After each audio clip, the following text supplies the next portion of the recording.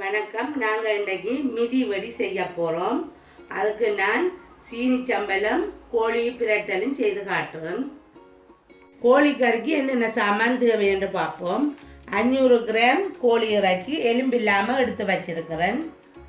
வெங்காயம் 1 பெருசு, பச்சை மிளகாய் 3, கடுகு பெருஞ்சீரகம் 1 தேக்கரண்டி, தூள் 2 கரண்டி, உள்ளி 4, இஞ்சி ஒரு சின்ன துண்டு, மஞ்சள் ஒரு கொஞ்சம், தேங்காய்பால் 700 மில்லி லிட்டர், எண்ணெய், தக்காளி பழம் 1.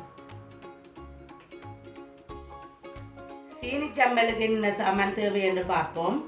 கருவா, ஏலக்காய் 2, கராம்பு 2, வெங்காயம் 400 கிராம், புளி 100 கிராம், செத்தல் மிளகாய் 1 தேக்கரண்டி, சீனி 1 தேக்கரண்டி, உப்பு ஒரு கொஞ்சம், எண்ணெய்.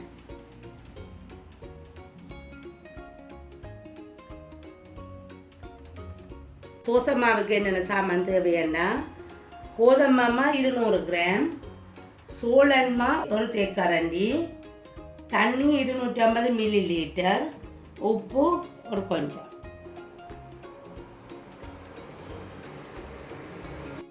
முதல் நாங்கள் தோசை மாவை கரைப்போம். மாவை முதல் போடுறேன். பச்சை கோதுமை மா, மற்றது சோளன் மா, உப்பு, மற்றது கட்டி பற்றாமல் கரைக்க வேணும். கொஞ்சம் கொஞ்சம் தண்ணியாக விட்டு கட்டி பற்றாமல் கரைச்சிருக்கணும்.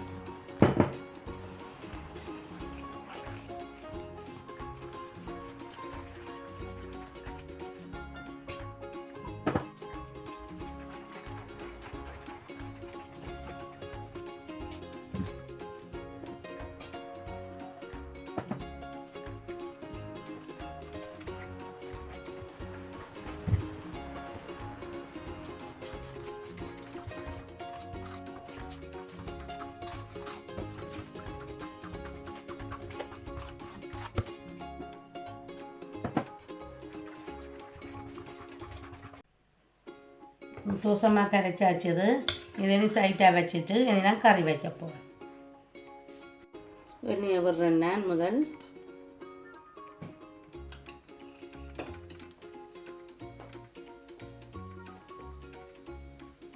இனி கடுகம் பெருஞ்சீரகமும்,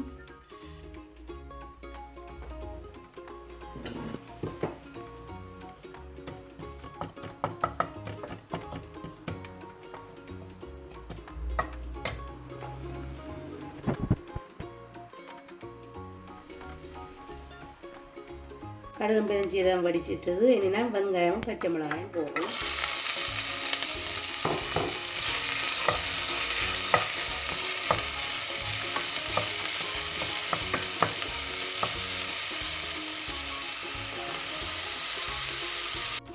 வெங்காயம் தாளி பட்டுட்டது. இனி நான் இறைச்சி போட போகிறேன்.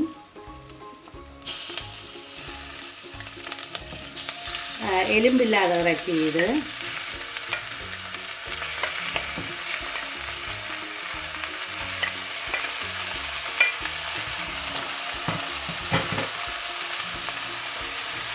இதோடைய எடுத்து வச்ச மஞ்சளை போடுறேன்.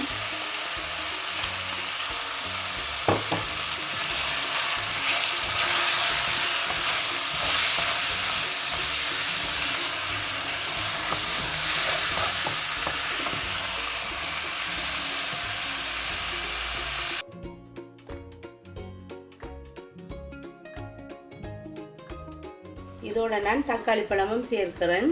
நீங்கள் தேசிக்காய் புளி வேணுமென்றாலும் விடலாம். தேசிக்காய் புளி விடுறேன்னா நீங்கள் கடைசியாக இறக்கின அப்புறம் அடுப்பில் இறக்கின பிறகு தான் தேசிக்காய் புளி விட வேணும். முதல்ல டேஸ்ட் மாறிடும். அடுப்பில் இறக்கின பிறகு தேசிக்காய் புளி விடுங்கோ. தக்காளி பழம்னா நீங்கள் எப்போ போடலாம். இந்த கோழி அவிஞ்ச தண்ணியோடையே நான் உப்பும் மிளகாய் தூளையும் போடுறேன். ஏனெண்டா இது கொஞ்சம் பிரட்டி எடுக்க போகிறோம். அது தோசைக்க வச்சு சுத்தேக்கெல்லாம் கொஞ்சம் தண்ணியாக எடுத்தால் அது வச்சு சுத்த இல்லாது. கொஞ்சம் நல்லா இறுக்கமாக எடுத்தால் தான் இந்த தோசைக்காய் போட்டு சுற்றலாம். அப்போ அதுக்காக வேண்டி நான் இப்போவே இந்த தூள்களை போட்டு இந்த தண்ணியோடையே அவிய விடுறேன்.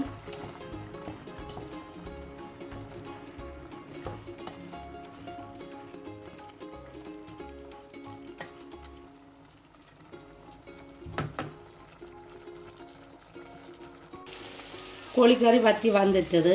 இப்படி நல்லா பிரண்டு வர வேணும். அப்போ தான் தோசைக்கு வச்சு சுத்த பிய்யாமல் இருக்கும்.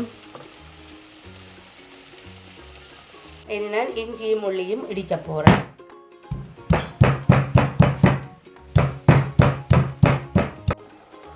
இதோட நான் இஞ்சி உள்ளியும் போடுறேன். போட்டுட்டு பாலையும் விட்டு விடுவோம்.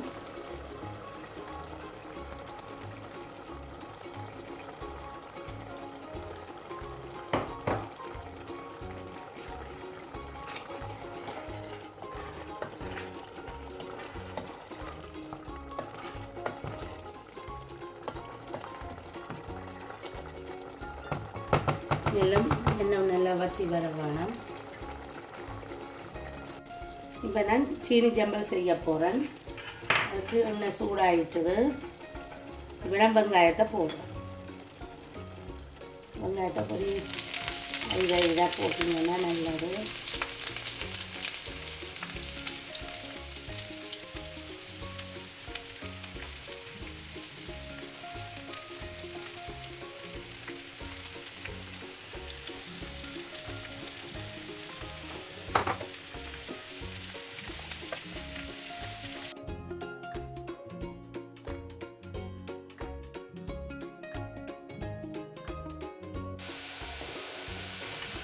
இனி நாங்கள் தூளையும் போட்டு சரி செத்தல் எடுத்து வச்சது அதையும் போட்டு உப்பையும் போடுவோம்.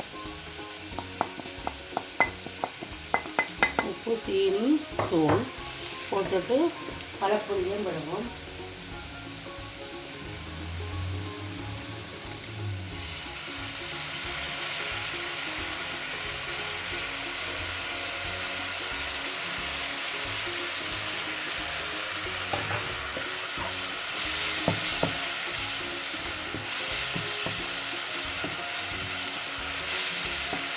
கருவா, ஏலக்காய், கிராம்பு மூணும் போட்டு இடிக்கிறோம்.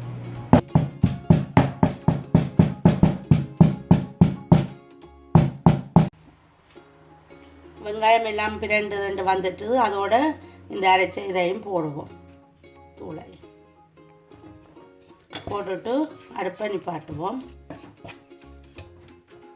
முட்டை 6 எடுத்து வச்சிருக்கிறேன். அவிச்சிட்டு வெட்டி தோசைகள் வச்சு மடிக்கிறதுக்கு. மிதிவடி பிரட்டுறதுக்கு 2 முட்டை, வெள்ளைக்கரு, மஞ்சள் கரு 2 அடித்து வச்சிருக்கிறேன். மற்றது ரஸ்க்கு தூள்.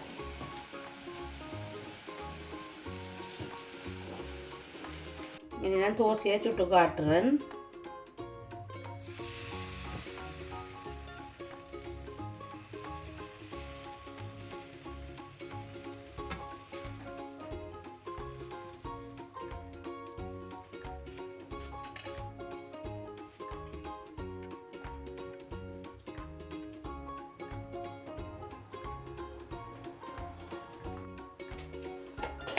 கொஞ்சம் எண்ணெயும் சைடுக்கு விட்டு விடுவோம்.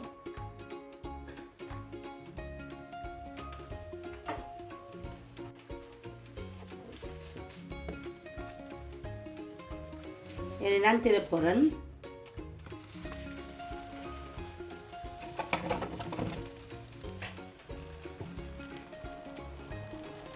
நல்லா முருக விட தேவையில்லை.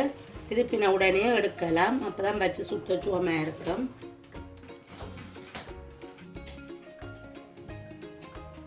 இனி நாங்கள் தோசை சுட்டு எடுத்துட்டேன். கறியை முதல் வைக்கிறேன். 2 பக்கம் திருப்பி ஒரு போகணும். தோசை ஃபுல்லாக அந்த முருக விடாமல் ஒரு அரை பதத்தில் எடுக்க வேணும். இப்போ நான் இனி முட்டை வைக்கிறேன்.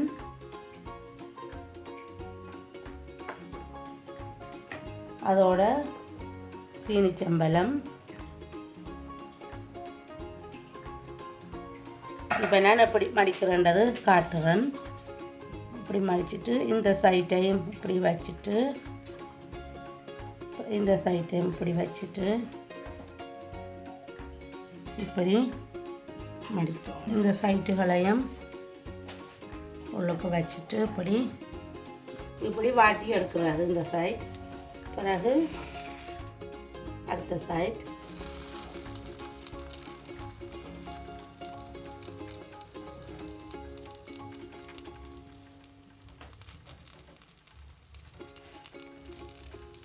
முட்டையில் துவைச்சி எடுக்கிறேன்.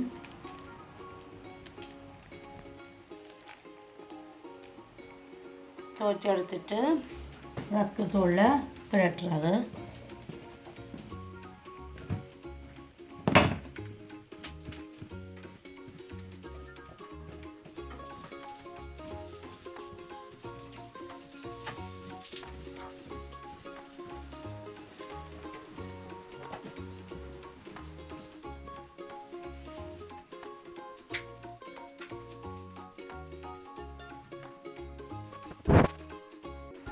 எண்ணெய் கொதிச்சிட்டது, நாங்கள் பொரிக்க போகிறோம்.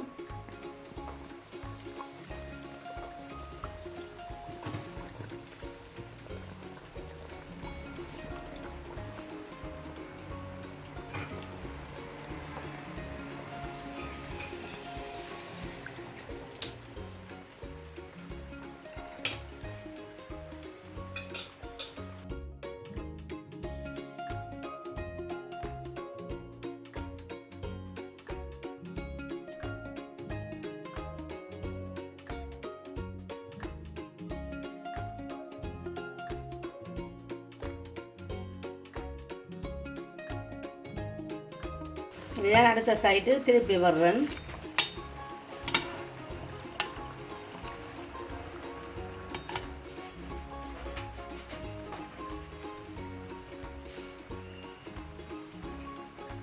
இருக்கிறேன்.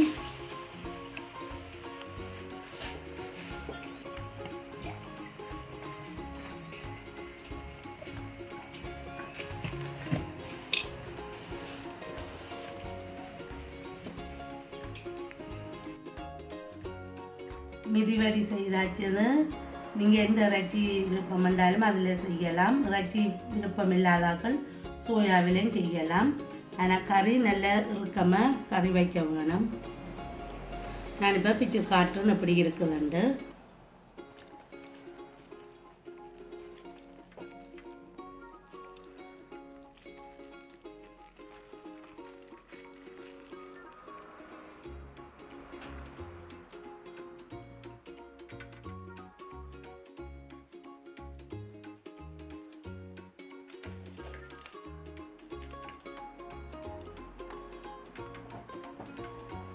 இந்த வீடியோ பார்த்ததுக்கு நன்றி.